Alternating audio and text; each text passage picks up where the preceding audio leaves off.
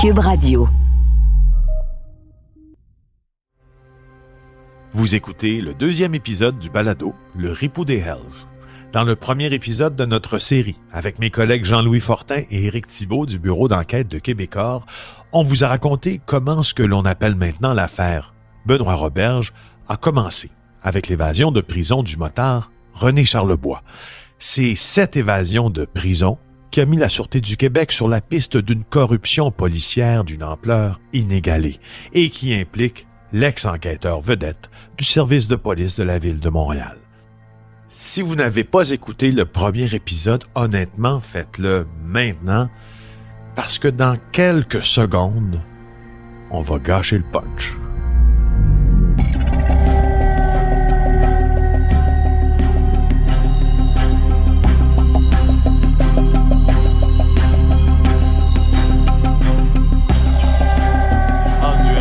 René Charlebois a pris fin la nuit dernière, près de 2 semaines après son évasion du pénitencier de Laval. Il s'est enlevé la vie à Sorel, alors que les policiers étaient sur le point de l'arrêter. Quand on a conclu le premier épisode, on était environ 10 jours après l'évasion de prison.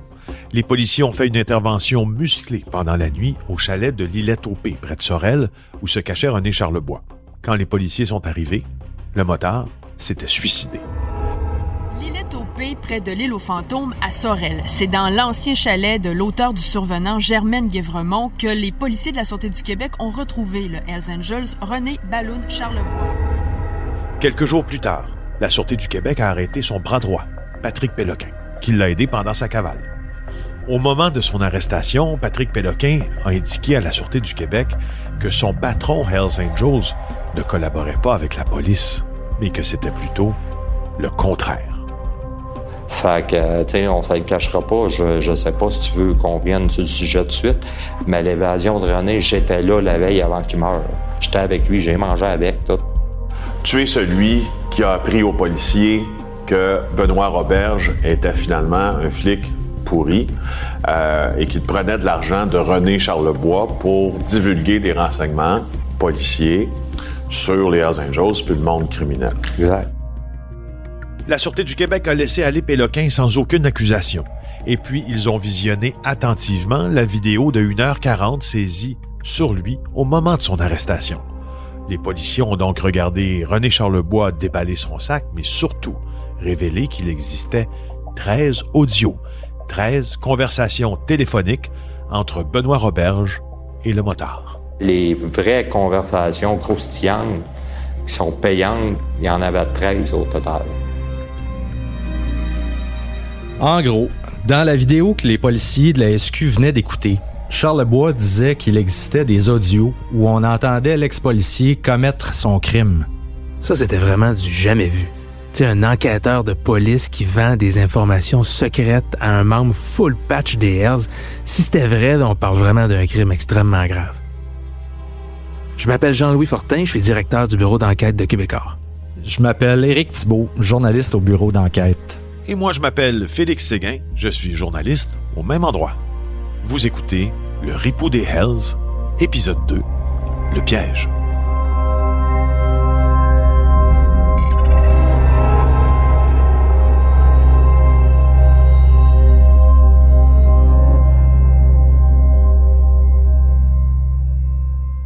Après y avoir réfléchi quelques jours, la police commence à se dire que c'était finalement possible que ce soit vrai.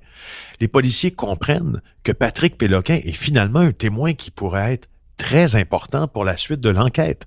Et ils se rendent compte que la cible de leur vérification, Benoît Roberge, est possiblement un pourri, très différent de ce qu'ils pensaient au départ. Ce qui fait que les policiers de la Sûreté du Québec contactent à nouveau Patrick Péloquin. On est le 4 octobre 2013. Donc, on est dans le quartier résidentiel de Sorel, près de la maison des parents de Pat Péloquin, puis Péloquin vient de se faire appeler par la police. On est là, stationné au coin de la rue. Viendrais-tu nous voir? Bien sûr, les policiers ont eu quelques jours pour tester cette énorme affirmation que Péloquin leur avait lancée au poste de police à Mascouche, que finalement, c'était pas Charlebois qui donnait de l'information au policier Benoît Roberge. C'était Benoît Roberge qui vendait de l'information hautement privilégiée sur les enquêtes policières, sur le délateur, au criminel René Charlebois. Ça semblait totalement invraisemblable, mais l'enquête évolue, puis ouais, ça ferait peut-être du sens.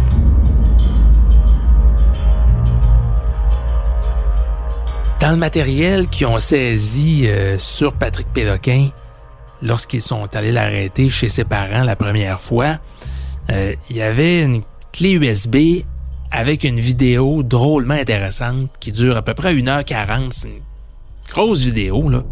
Et ce qu'on voit sur cette vidéo-là, c'est René Charlebois assis sur une chaise berçante dans le chalet de Germaine Guévremont, sur Villette au P, là, près de l'île aux fantômes. Et c'est ni plus ni moins que le testament de René Charlebois. Cette vidéo-là a été tournée pendant que Charlebois se cachait dans les journées suivant son évasion, avec la complicité de Pat Péloquin. Pat, on comprend qu'il est derrière la caméra. Charlebois, là, c'est un bon raconteur. Il prend des pauses dans son récit. Tu vois même qu'il y a une petite feuille de notes à un moment donné. Il est préparé. C'est assez crédible ce qu'il dit sur la vidéo. Donc, en attendant Charlebois dire ça, là, ça donne beaucoup de poids à la thèse de Pat Péloquin. C'est pour ça qu'il retourne le voir. Bonjour à tous. Pour ceux qui ne me connaissent pas, mon nom c'est René Charlebois.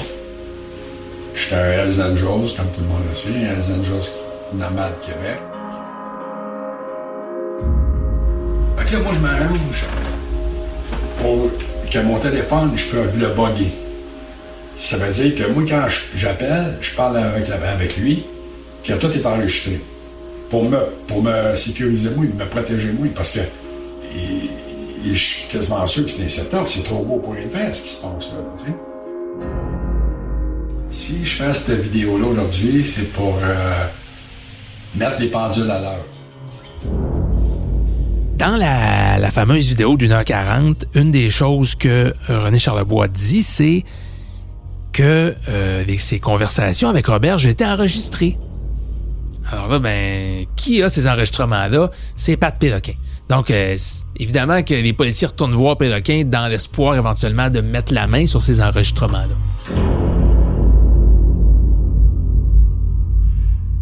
Si le motard René Charlebois dit vrai dans la vidéo qu'il enregistre à l'Îlette au P, c'est assez intense parce que la Sûreté du Québec se rend compte qu'elle va pouvoir arrêter l'un des leurs, Benoît Roberge, pour des crimes très graves, abus de confiance, gangstérisme. D'abord, abus de confiance, parce que Benoît Roberge a utilisé sa fonction d'enquêteur sur le crime organisé pour lui-même commettre un crime, vendre des informations secrètes des enquêtes policières en cours à un membre en règle des Hells Angels du chapitre Nomade. Et puis, gangstérisme, parce qu'il a collaboré avec une organisation criminelle. Les policiers de la SQ ne peuvent pas laisser passer un témoin de la qualité de Patrick Péloquin.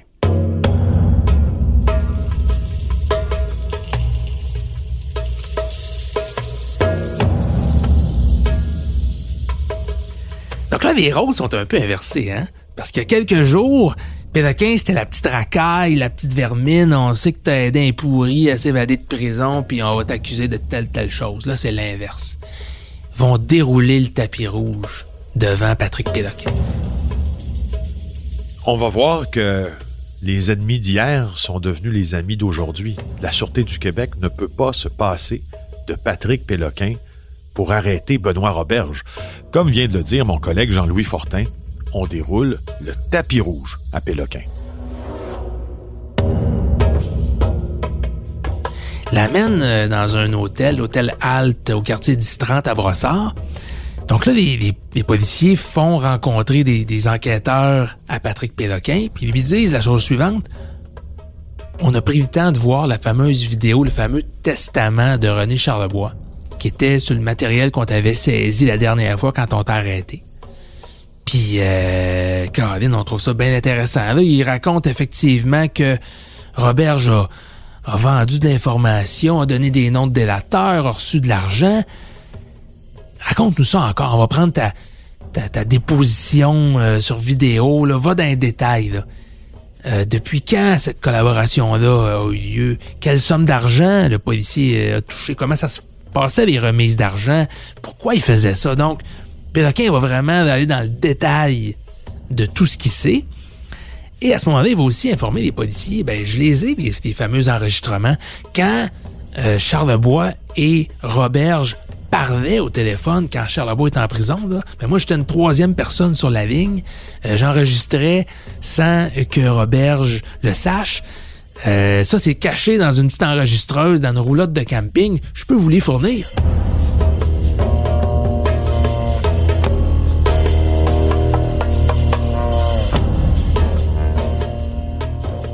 Les policiers lui ont fourni une voiture, une Mazda 3 là, de couleur Bourgogne.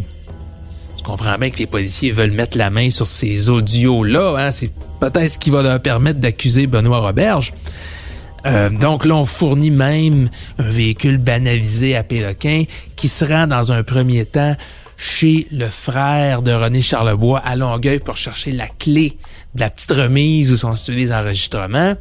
Là, il revient à l'hôtel Halte au 10-30 et là, en fin de soirée, là, il est 21h, 22h, dans une mini-fourgonnette banalisée, les policiers avec Péloquin se rendent au camping pour trouver les fameux enregistrements. Ça prend une quinzaine de minutes et mettre la main sur l'enregistreur. Retour à l'hôtel et là, les policiers vont passer la nuit à écouter les enregistrements.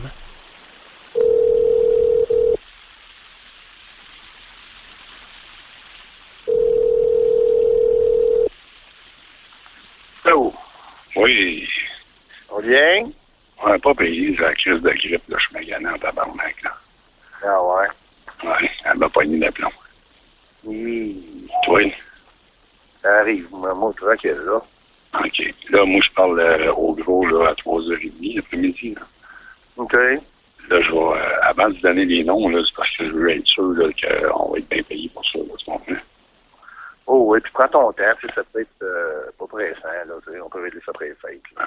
Bon, ouais, c'est ça. Mais là, il y a une affaire qui... Et puis là, ils n'en reviennent pas, ils entendent pour la première fois celui qu'ils considéraient comme un policier modèle, comme un policier qui avait toujours servi avec honneur, avec dignité, la lutte contre le crime, et là, l'entendent collaborer avec René Charlebois, monnayer des informations sur des délateurs, la mâchoire leur tombe.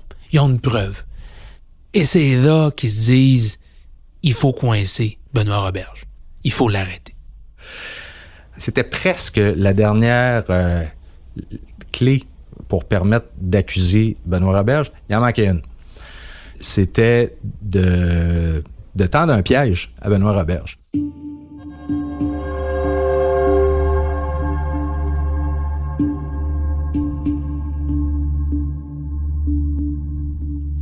Les policiers ont passé la nuit à écouter les enregistrements. Là, il n'y a pas de minute à perdre, hein, parce que là, ils ont vraiment des motifs très raisonnables et très sérieux de croire qu'un des leurs est un vrai bandit. Donc là, dès le lendemain matin, en déjeunant, ils proposent un plan à Patrick Péloquin. On va frémer, là, dans le jargon, on va piéger Benoît Roberge. Il faut l'attirer à quelque part pour qu'on puisse l'arrêter, mais il faut qu'il vienne de son propre chef. Là. On peut pas... on sait à peu près où est-ce qu'il est. Hein, il était à son chalet. Parce que à partir de ce moment-là, il faut bien comprendre que Benoît Roberge est sous surveillance. Les policiers savent qu'il est à son chalet. Là, la Sûreté du Québec dit à Patrick Péloquin, « Tu vas nous aider à le piéger. » Qu'est-ce que tu dirais de l'appeler et de lui proposer de remettre la main sur ces fameux enregistrements-là? Et donc là, il y a un policier de la SQ qui se fait passer pour Patrick Péloquin au téléphone et il appelle Benoît Roberge. Pendant ce temps-là, Péloquin est à côté et il écoute ce qui se dit. Fait que Benoît Roberge, il a accepté tout de suite. Il dit, garde, viens me rejoindre. Le gars, il dit, non, pas viens me rejoindre, tu vas venir me rejoindre. Il dit, moi, je vais aller manger dans le restaurant 10-30. Viens me rejoindre dans le stationnement, puis il dit, on va faire ça là. Il dit, oublie pas d'apporter 50 000. Et là, le policier au téléphone, qui se fait passer pour Patrick Péloquin, lui dit en gros, écoute, viens me rencontrer dans le parking de l'hôtel Alt, c'est au quartier 1030 sur la Rive-Sud, et puis en échange de 50 000 $, je te donne la petite enregistreuse, puis tu vas pouvoir garder les conversations et donc ta réputation. Le plus grand risque contre toi n'existera plus.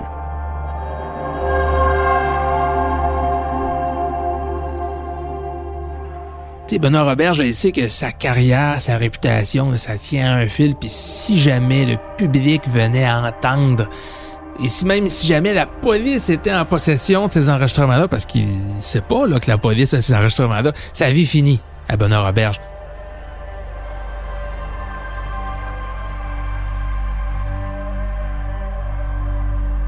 Mais ce qu'il sait pas, c'est qu'il est suivi. La police va même utiliser un hélicoptère pour suivre ses déplacements à Benoît Roberge. Donc, le voit partir de son chalet, se rendre à son domicile, déposer sa fille, embarquer dans sa voiture, aller chercher un autre individu relié au crime organisé, et les deux se rendent en fin de journée dans le stationnement du quartier 1030. Péloquin lui a dit, je vais être dans une Mazda 3 de couleur Bourgogne, puis je vais t'attendre. Roberge se gare à côté. Et là, rappelons-nous qu'il n'y a aucune idée à quoi ressemble Patrick Péloquin. Sauf que c'est pas Patrick Péloquin qui est dans la voiture, évidemment. C'est un policier en civil. Alors, les portes de la voiture s'ouvrent. Les deux gars se présentent. Le policier en civil se présente à Benoît Roberge. Et le vrai Patrick Péloquin, lui, il est en train d'observer tout ça, très attentivement d'ailleurs, par la fenêtre d'une chambre d'hôtel d'où il voyait toute la scène se dérouler devant lui.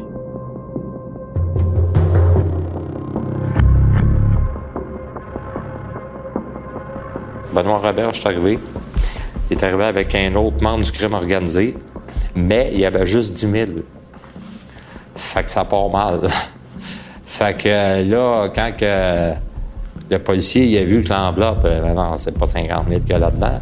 Fait que là, Benoît Roberge a commencé à faire des moves qu'on m'a dit suspects. Que l'autre, il a tout de suite sorti sa plaque, puis il a fait comme paf. Là, les policiers, moi j'étais là en haut dans la chambre d'hôtel. Écoute, c'est tout un spectacle.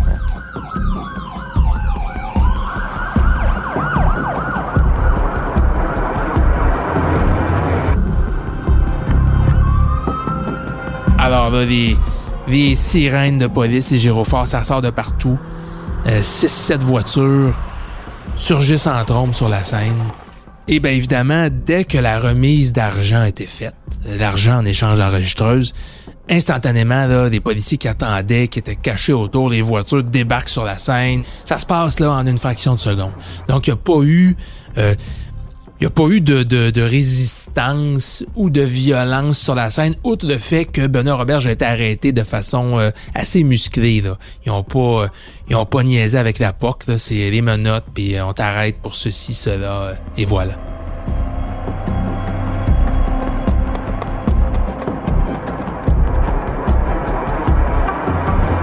C'est sûr que pour Patrick Péloquin, d'être passé en quelques jours de zéro, de petite racaille, de complice de Charlebois dans son évasion, à, quelques jours plus tard, un héros, là, celui qui a aidé la police à attraper un policier ripou, il devait se sentir... mettons que ça devait y faire... un petit velours. Mais ceci dit, je pense qu'il a jamais oublié à quel point, oui, il a aidé la police cette fois-là, mais c'est pas devenu un ami des policiers du jour au lendemain. C'est quand même quelqu'un qui avait frayé toute sa vie avec le crime organisé. Donc, il les a aidés cette fois-là. C'était peut-être aussi un peu pour se sortir du pétrin lui-même. On sait très bien qu'en échange de sa collaboration, il n'a pas été accusé de rien. Et que les policiers l'avaient en filature, en train d'aller ravitailler un évadé de prison. S'il n'avait pas collaboré, lui-même se serait retrouvé en dedans éventuellement pour complicité après l'évasion d'un meurtrier.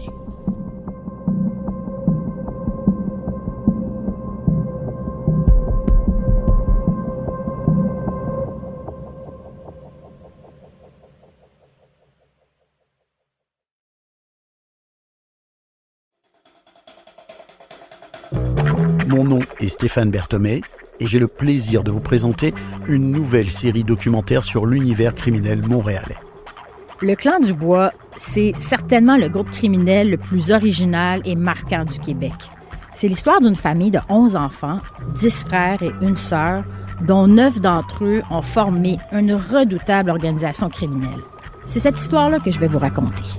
Le balado Le Clan du Bois, le crime dans le sang est disponible dès aujourd'hui sur l'application Cube ou le site cube.ca et sur toutes les plateformes de balado.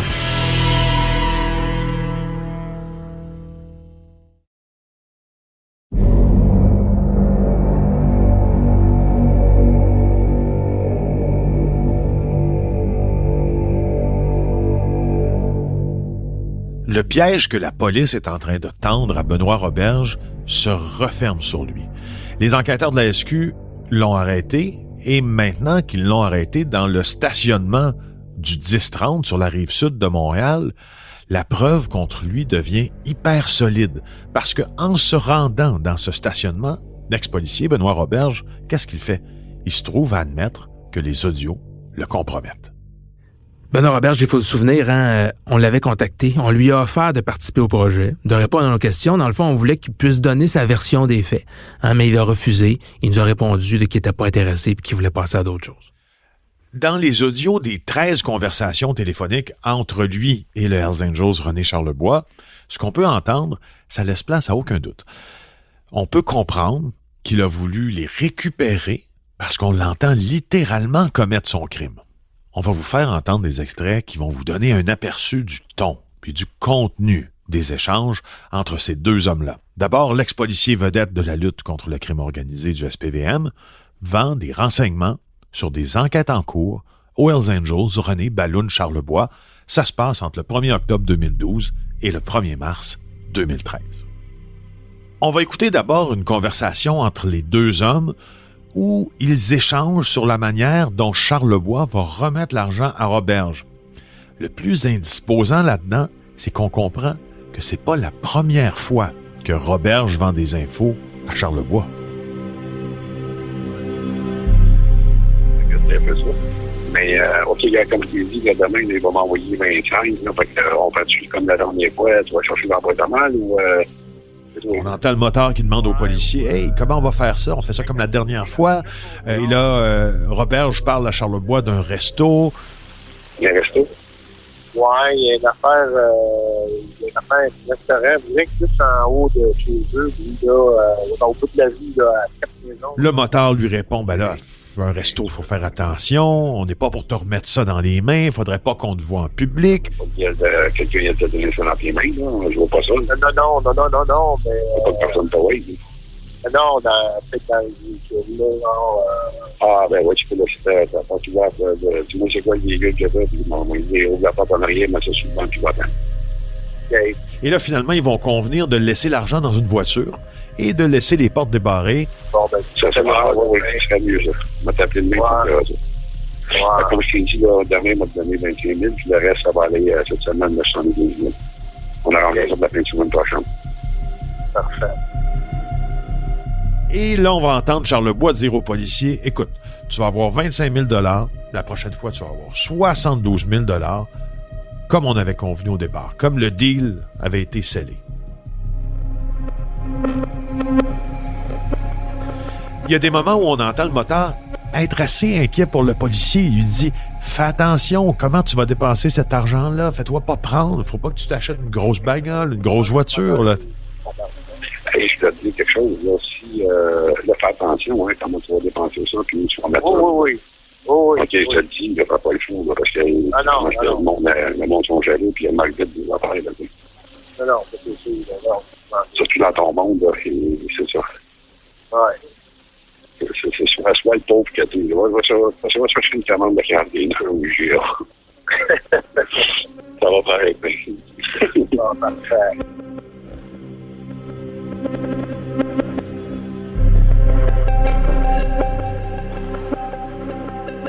Il y a plusieurs moments dans les enregistrements qui nous laissent croire que Benoît Roberge, il est parfaitement conscient de ce qu'il fait et il sait très bien que ce qu'il fait, c'est mal. Il sait tellement que ce qu'il fait, c'est mal, c'est grave, qu'à un certain moment donné, il dit à Charlebois, écoute, tu sais, si jamais je perds ma femme, si je perds mes amis, si je perds mon fonds de pension, ben au moins, tu sais, j'aurai le fric que tu m'as donné en échange de mes informations. Et puis, j'aurai de l'argent à enterrer. C'est ses propres termes. Parce que il faut se souvenir que les Hells Angels sont connus pour enterrer leur argent sale, pour les mettre à l'abri des descentes policières et les mettre à l'abri aussi du fisc. Donc, ils mettent pas leur argent à la banque, ils les enterrent. Et Roberge parle vraiment comme un motard. Et il parle d'enterrer son cash. Puis il dit, cet argent-là va servir à payer mes avocats. Donc, tu sais, un peu pessimiste, je dirais, comme comportement.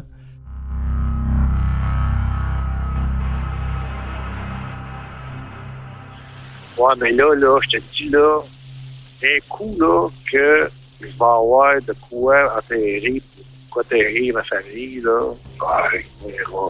Mais c'est ça, là, que moi je te dis, laisse-moi aller avec ça. Regarde, il arrive demain, laisse-le arriver. Il arrive avec Là, il y a plusieurs interprétations qu'on peut avoir de ça. On sait que les Hells Angels, dans le passé, ont enterré beaucoup d'argent, notamment en Estrie, dans la région de Sherbrooke.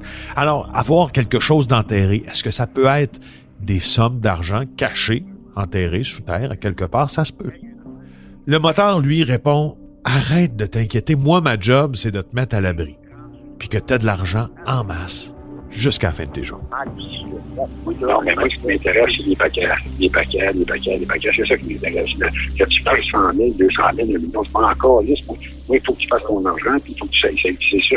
Puis le reste, on va faire des paquets ensemble. C'est ça, je veux pas. Ce qui est particulier, c'est que Charlebois, il joue un peu au psychologue. C'est lui qui essaie de le remonter, là, puis de l'encourager. Fais-moi confiance, il t'arrivera rien. Tu sais, tu te feras jamais prendre. La seule façon que tu vas te faire prendre, c'est si tu vas voir ton boss à la police pour lui dire que tu parles avec un Hells Angels. Fait que ça arrivera pas. Fait qu'inquiète-toi pas, fais-moi confiance, je sais où je m'en vais avec tout ça. Évidemment, ils parlent là, avec leur propre dialecte. Là. Pour monsieur, madame, tout le monde, ça peut être dur à suivre. Mais ils savent très bien de quoi ils parlent. Ils parlent avec les codes des bandits, avec le même langage des bandits. C'est pimenté de jurons de part et d'autre.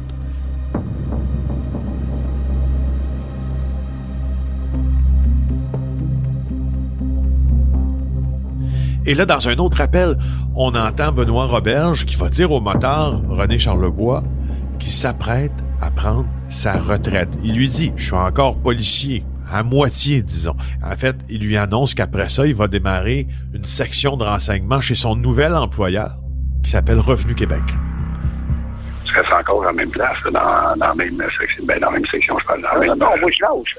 Moi, là, au mois d'août, je suis plus employé. Là, je suis encore semi-policier, là, c'est semi-retraite. OK. Mais là, je commence une nouvelle job, là, je vais finir un contrat. L'autre job, tu travailles pour qui? Pour le Revenu Québec. OK, fait que ton autre job est fini, là, tu rentres pour eux autres à la place. Ouais, on va rentrer pour eux autres. Dans le renseignement. Je vais être à tous les routes, les gars du renseignement. Le policier, semi-retraité, explique au motard comment il entrevoit son nouveau job. Là, tu vas avoir ça, tu vas avoir ça à tout le monde. Ben là, moi, je vais avoir plus de liberté. Je pars une section de renseignement qui n'existe pas. Là, je suis en train de m'envoyer pour bâtir une section de renseignement. Pour aller les connecter. M'aller connecter, les gars. Mais tu es à ta place? Mais non, moi, je vais être... Donc, il dit, je vais cogner à la porte de ceux qui se font ramasser par Revenu Québec. Il dit, je vais aller collecter ce qu'ils doivent comme argent à Revenu Québec. Et bref, il dit, je résume, là, il je vais faire des cafés, je vais serrer des mains, puis collecter des gosses qui suscitent un peu le rire de René Charlebois, parce que dans le crime organisé, collecter des gosses, ça veut dire les passer à tabac parce qu'ils doivent de l'argent.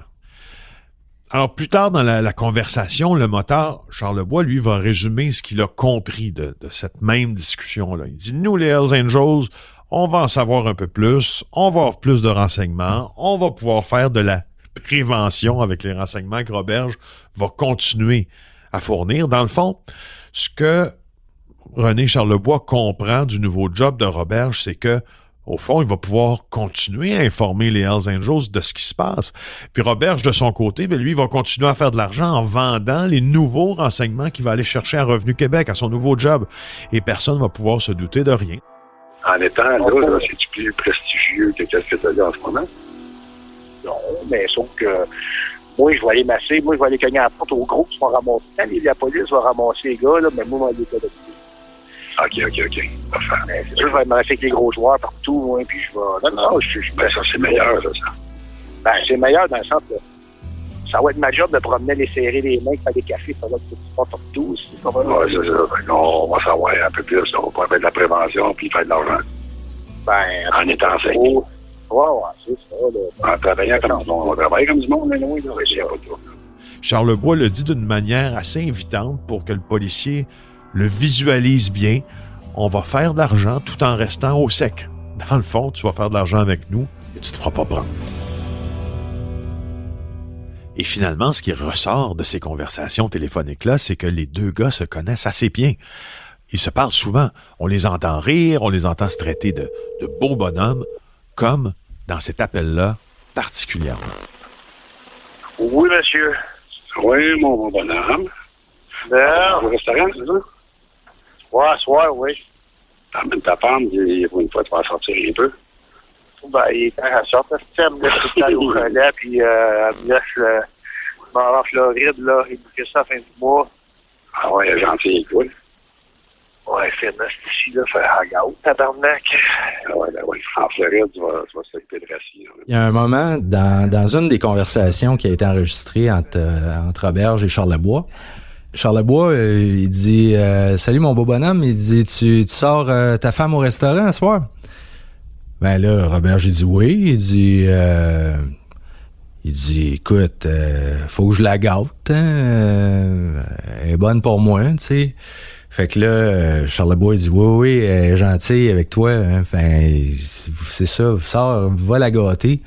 Puis je sais pas si c'est avant ou après cette conversation-là que Benoît Roberge, sa femme, c'était une procureure de la Couronne, et Benoît Roberge a vendu à René Charlebois un dossier d'enquête, une grosse enquête policière qui était pilotée par la femme de Roberge. Puis il a appelé Charlebois, puis il a dit hey, les arrestations s'en viennent la semaine prochaine. Ça a permis de faire... il y a pas loin d'une vingtaine de suspects de cette enquête-là qui en visaient une centaine, qui se sont poussés avant la journée des arrestations, qui ont été au large pendant des semaines et des mois avant d'être rattrapés. Alors, ça, c'était... c'est comme ça que Benoît Roberge, il gâtait sa femme.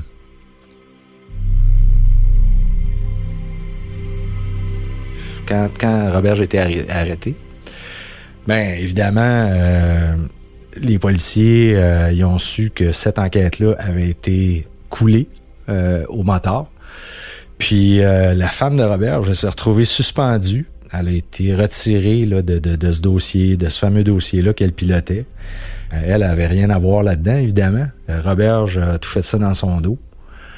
Alors, cette conversation-là, je trouve que c'est très révélateur aussi de la culpabilité morale de Benoît Roberge, qui était prêt même à trahir, pas juste les policiers, mais pas juste les procureurs de la Couronne, jusqu'à trahir sa femme, sa propre femme.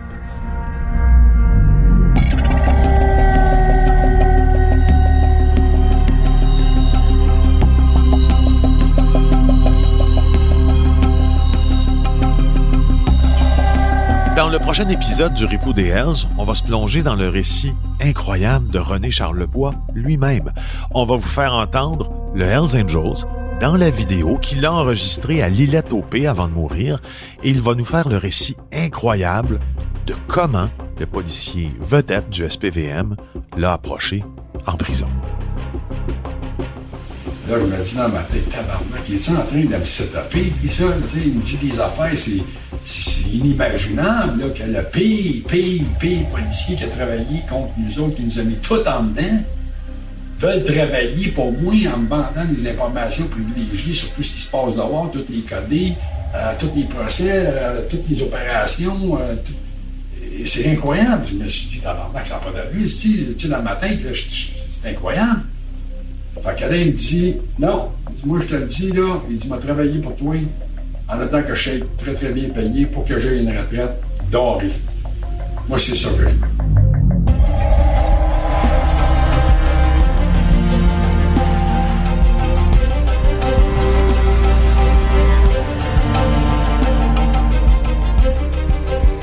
Je m'appelle Félix Séguin, je raconte cette histoire-là avec le directeur du bureau d'enquête de Québecor, Jean-Louis Fortin, et le journaliste Éric Thibault. Réalisation et montage, Anne-Sophie Carpentier. Merci à Étienne Roy de Cube Radio pour son aide. Le mix sonore est effectué par Philippe Séguin et c'est une production du bureau d'enquête de Québecor et de Cube Radio. Si vous aimez le balado, n'oubliez pas de vous abonner sur Cube ou une autre plateforme de balado. Vous pouvez aussi suivre le bureau d'enquête de Québecor en vous abonnant à notre infolettre et nous lire dans le Journal de Montréal et de Québec. Pour en apprendre davantage sur l'histoire invraisemblable du policier corrompu Benoît Roberge, lisez Le Ripou des Hells aux éditions du Journal ou en vente sur cubelivre.ca ou chez votre libraire. Je vous invite aussi à découvrir nos autres séries de balados produites par le bureau d'enquête. Le Casanova de Montréal, par Pure Vengeance et les 2 saisons de Narcos PQ.